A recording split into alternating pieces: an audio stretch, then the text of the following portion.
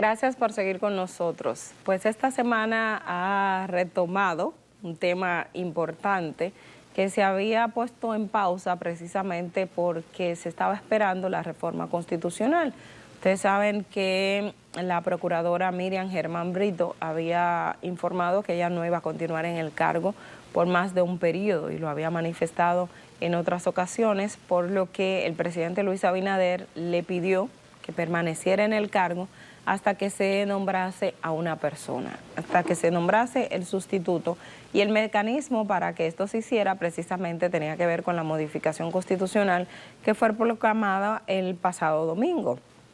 Ya tenemos una nueva constitución. Ustedes saben que desde que se producen las reformas pues se actualiza nuestra Carta Magna, ya no, la vigente no es la del 2015. A todo el que le gusta y es estudioso de las leyes y que está pendiente al tema de la Constitución y se rige por las normativas, pues tiene que actualizar su base de datos, actualizar la normativa por la cual están colgados en sus diferentes páginas. Por ejemplo, la principal, el Tribunal Constitucional, la Suprema Corte de Justicia, todos los organismos del Estado, una vez les sea notificado esta nueva constitución, pues tiene que actualizar el ordenamiento jurídico nacional para que no se dé, digamos, a esa confusión y que se puedan tomar piezas. Obviamente, esta modificación constitucional no tiene cambios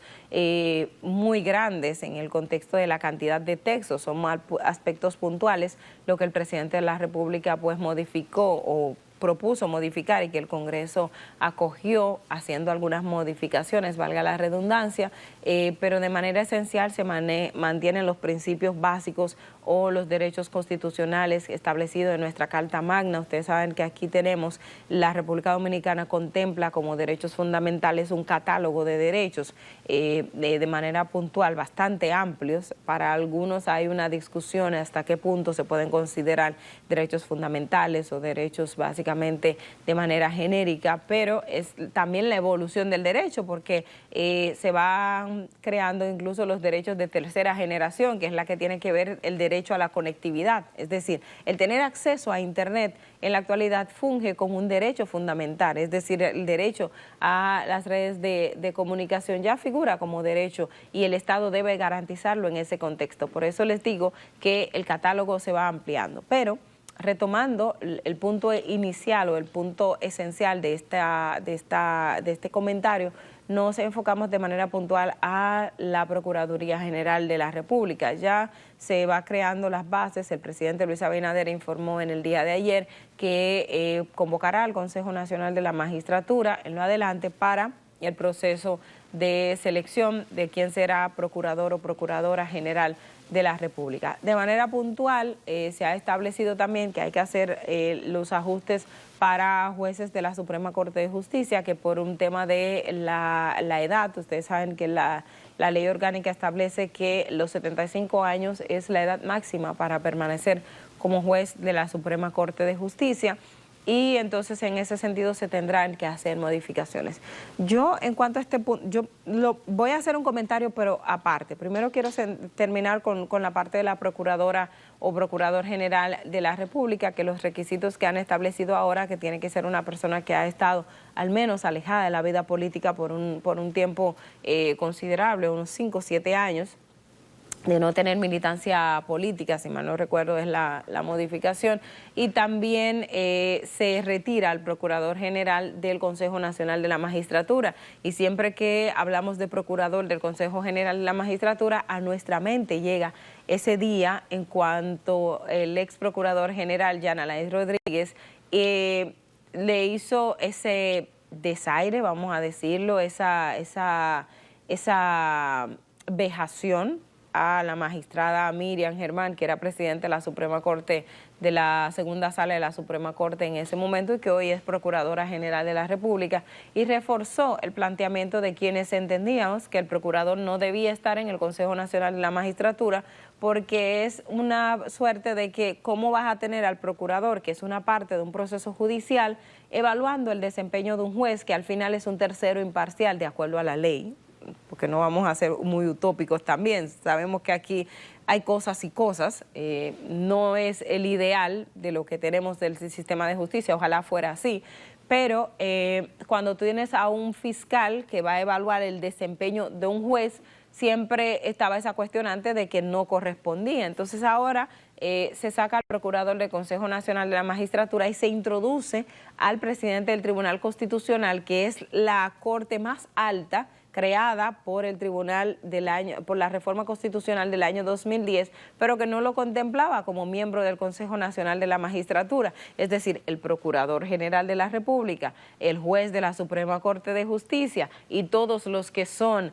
los que tienen que acatar una decisión que emane del Tribunal Constitucional eran los que evaluaban y también eran los que elegían los miembros del Tribunal Constitucional, y el Tribunal Constitucional no tenía una representación. Ahora tiene esa representación en el Consejo Nacional de la Magistratura y el presidente entonces tiene un voto calificado porque el número se mantiene, digámosle así, a la par, y al momento de hacer las votaciones pues va a primar. Si existe un empate, pues el voto del presidente de la República es el que tiene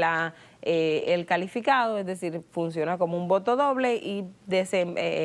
digamos quita el empate. ¿Cuál va a ser el desempeño? ¿Cómo se va a trabajar ahora con este Consejo de la Magistratura? Es el reto que deberán presentar a la población. ¿Quién va a ser el Procurador o Procuradora General de la República? También es una de las interrogantes y de los retos que tiene el presidente Luis Abinader, de un perfil, ustedes saben, no es que endiosemos o estamos endiosando a nadie, pero para nadie es un secreto el desempeño y el trabajo de Miriam Germán, que además de que su imagen por más de 30 años de la judicatura, que se creó un nombre, que se creó un perfil que se ha desempeñado de una manera que no ha generado cuestionamiento, y lo mismo ha ocurrido a lo interno de la Procuraduría General de la República, pues le deja la vara alta al siguiente procurador o procuradora, le deja una línea trazada que entonces deberá establecer si va a mantener ese estándar o si va a trabajar para superarlo, porque ya la población no espera menos. O sea, los cambios que tiene el Ministerio Público en el día de hoy, la población no está esperando menos, de que esos expedientes que me consta que ahora, y he consultado con personas que conocen de leyes, yo no soy abogada, pero sí tengo muchos años haciendo cobertura periodística, y uno ve el antes y el después de un expediente judicial elaborado a partir de ahora de estos nuevos métodos que ha utilizado el Ministerio Público, y lo vemos en el pasado. Recuerdo cuando empezaba esta carrera en el periódico El Caribe, una de las veces que tuve que hacer un reportaje era cómo el PETCA o la Procuraduría General de la República no había pegado ningún caso de corrupción, como todos los expedientes de corrupción que había presentado la Procuraduría, y yo cito expedientes de corrupción porque de manera de impacto, de manera de cómo se ve en la vida pública y la percepción de la justicia tiene mucho que ver en estos aspectos. Yo hacía en ese año, creo que 2014, si mal no recuerdo, un recuento, porque fue cuando ocurrió el expediente después de la sentencia del caso Félix Bautista, y entonces yo retomaba todos esos casos que había conocido la PETCA o DPCA, como se conocía en ese entonces, y cómo no había corrido con suerte en los tribunales de la República. El caso de la Liga Municipal, el caso de Amable Aristide, el caso... ahora no me llega todos a la mente, pero yo hice un reconteo de todos esos expedientes hasta llegar a ese punto en el que se conocía el caso de Félix Bautista, que también fue favorecido con un no al lugar por cuestiones del propio Ministerio Público, también aspectos de la judicatura, es decir, esas experiencias del pasado y que desacreditaban tanto al Ministerio Público como al Poder Judicial, digamos que en esta nueva etapa un poco ha quedado subsanada. Hay retos, no estamos diciendo que son perfectos, hay cuestionamientos, de hecho, al trabajo del Ministerio Público, sobre todo el volumen de los expedientes que ahora está en juego, se está calculando de que si por la magnitud de esos expedientes, porque los abogados que tienen los imputados son bastante buenos, son garantistas, conocen todo el derecho y están aplicando las normas o lo que establece el Código Dominicano para sus clientes y el procedimiento judicial. Y ahora se habla si se va a cumplir el plazo máximo de duración de un proceso, que son 4 años hasta que haya una sentencia de primer grado, o de 5 años hasta que llegue a Corte de Apelación. Entonces, si se va a transcurrir todo este tiempo en esos expedientes, grandes expedientes que están en los tribunales, y se va a declarar la extinción del proceso porque se venció el plazo máximo. Y una reciente, vamos a decir así, de los casos más recientes, es la que tiene que ver con el caso de los Tucanos, el caso de los Tres Brazos, que si bien no corresponden a esta administración, corresponden a la administración del ex procurador Jan Alain Rodríguez. Además de las fallas y cuestionamientos que se tuvo en ese momento, está el tema del plazo máximo de duración. Entonces, ¿cómo todo esto juega en contra del Ministerio Público en estos procedimientos? Y ahí yo quiero también aprovechar y hacer referencia a un trabajo que presentamos en esta semana en el Caribe, y para mí fue de mucho impacto porque esto dice mucho de esta narrativa que tenemos de la respuesta del sistema judicial. En 4 años, los tribunales en materia penal están recibiendo casi 100.000 solicitudes de medida de coerción, más de 80.000 acusaciones. Esto le dice a usted la cantidad y el volumen de procesos que hay judicializados en nuestro país, y que hace también que el sistema se ralentice. O sea, yo hablaba con el magistrado Samuel Arias Arseno, que es juez de la Suprema Corte de Justicia, y hablaba del reglamento que la Suprema aplicó, esto fue en otro reportaje, para los medios alternativos o medios de no adversariales de resolución de conflicto, y él decía, es que aquí todo el mundo entiende que todo se judicializa, todo va a la justicia, por cualquier cosa. Usted tiene una riña, usted tiene un conflicto con su vecino, cosa que puede resolver hablándose, cosas que pueden sentarse a la mesa del diálogo y llevarlo y buscar una solución. Usted dice, nos vemos en la justicia, y me voy a la justicia y pone una demanda, cuestión que puede ser solucionado de manera perfecta, porque a veces la gente cree que yendo a un tribunal se va a resolver el problema, y decía el magistrado, una sentencia no resuelve el problema, a veces una sentencia lo agrava. Y ponía ejemplos de casos, por ejemplo, de familia, de situaciones que se dan dentro de la propia familia, que la gente lo puede resolver conversando, llegando a negociaciones, o sea, sin necesidad de judicializarlo, pero van ante un juez. Y entonces, después que el juez da la sentencia, la familia termina dividida para siempre. Y hemos visto casos de incluso muertes de hermanos, parientes, por situaciones que se van dando de la repartición de bienes, que si una herencia, que si situaciones que se compran. Y ese tipo de cosas hay que comenzar en la República Dominicana también a hacer conciencia de que no todo usted tiene que llevarlo a un tribunal, no todo tiene que ir a la justicia. Hay cosas que usted puede resolver, y la justicia también ha creado mecanismos para que la gente lo pueda solucionar, pero tenemos que tener una mirada hacia eso, hacia qué cantidad de casos estamos procesando, tanto Ministerio Público como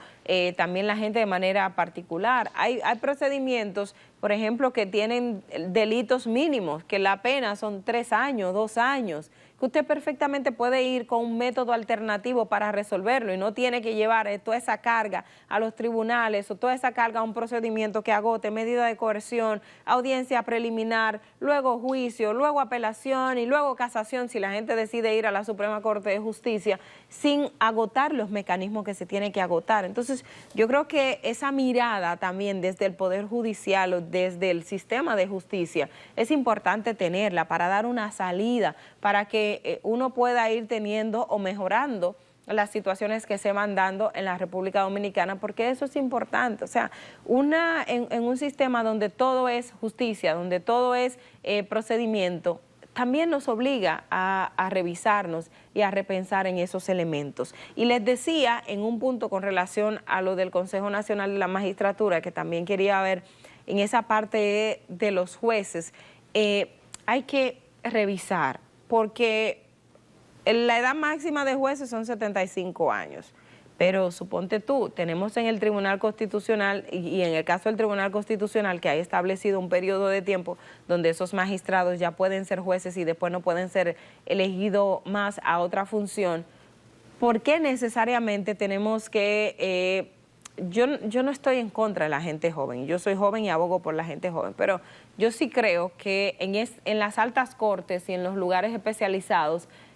además de la edad, está el tema de la experiencia y el ejercicio de la profesión, que creo que tenemos que repensar un poquito. Y viéndolo desde el punto de vista de que, por ejemplo, usted tiene un juez que sale súper joven, recientemente en las sustituciones que se han hecho del Tribunal Constitucional. Tenemos juezas súper jóvenes, Katia Miguelina, Isabel Bonilla, que son juezas jóvenes, pero están jubiladas. Y ahora usted la manda a la vida privada, pero el Estado le está dando una jubilación a un juez joven. O sea, tenemos que también repensar en esas cosas, porque sirvieron al Estado muy bien, perfectamente, pero luego también se van a ir a la vida privada a hacer el ejercicio, y tenemos que un poco ver esa parte. Hay sistemas que operan y que funcionan. Por ejemplo, en Estados Unidos, usted es juez de alta corte, usted es juez hasta que se muera. No aspiro a que República Dominicana sea eso, pero por lo menos que nosotros repensemos un poquito más, porque eso al mismo tiempo también ayuda a tener más estabilidad dentro del sistema. El tiempo que van a estar los jueces, vamos a elegir buenos jueces, vamos a elegir buenas personas, vamos a tenerlo ahí por un tiempo, y también saber que eso tienen esa garantía de ese espacio y que su accionar va a estar de acuerdo a su desempeño. Está la cuestión del procurador, que sea 2 años, que si 4 años, eso es otro tema y que más adelante lo vamos a ver, pero yo creo que un tema de discusión ya más a profundidad, que puedo tratarlo más adelante, es el tiempo que vamos a tener a estos jueces en esas altas cortes y luego que salgan de esas altas cortes, porque hay un plazo de tiempo, tanto por la edad como en el tiempo que pueden ejercer esas funciones, y que nosotros entonces después dejamos para esos que preparó la judicatura, que lo preparó el Estado Dominicano, y que luego lo mandamos a la vida privada, con un sueldo, con una pensión del Estado Dominicano, pero también que al mismo tiempo van a ejercer en la vida privada. Y es decir, y no estoy en contra de que usted tenga buen ejercicio y que esté ganándose su dinero, pero yo creo que el Estado también debería repensar en ese tipo de cosas. Es una conversación más profunda, es algo que me llega a la mente, pero más adelante podemos desarrollarlo de manera más amplia. Hacemos la pausa, señor director, al regreso tenemos más.